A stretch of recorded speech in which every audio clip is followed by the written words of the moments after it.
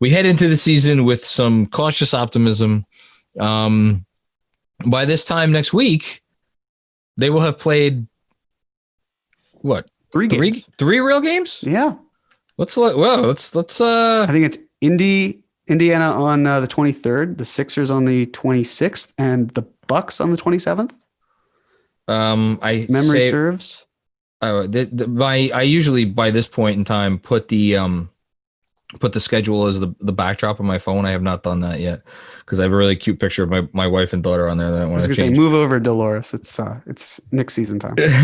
So yeah, the next week, opening night on Wednesday against Indiana, then Philly and Milwaukee, and then so the Philly and Milwaukee games are home, and then on the road to Cleveland, Tampa Bay to face the Tampa Bay Raptors. And so weird. And then Indiana and Atlanta, and then they come back home to MSG to play the Jazz, the Thunder, and the Nuggets. I ask you, Jeremy Cohen, as we sit here today, 1, 2, 3, 4, 5, 6, 7, 8, 9, 10. When are they going to get their first win? And I'll put myself on the line too, and then we'll finish up. When are they going to get their first win, and what will their record be after 10 games? I'll say it one more time.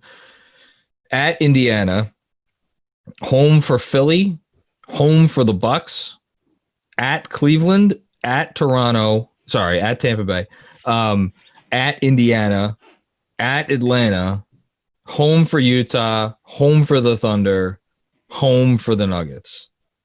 So if you want to go first for one of you pick which question you want to answer first, and then I'll go twice, and then we'll send it back to you. All right. I'm going to say that in those 10 games, they're going to be 3-7.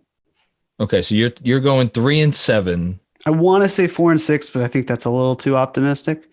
There are a couple games in there that could seem like gimme games, especially against Atlanta. Although they've certainly it's in Atlanta.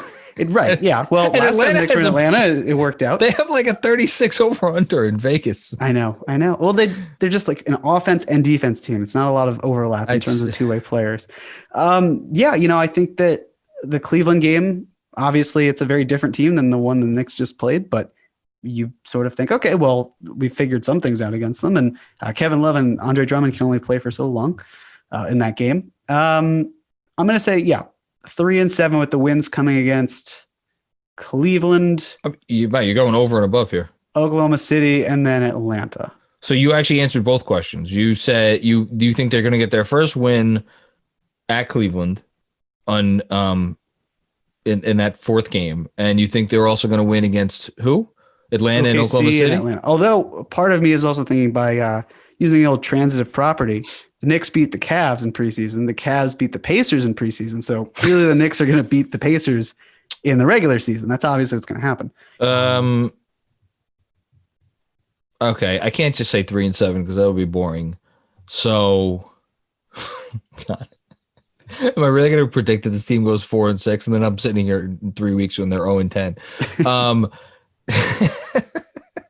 You can say 2-8. That's, unless you feel like they're that's what I'm leaning towards, but fuck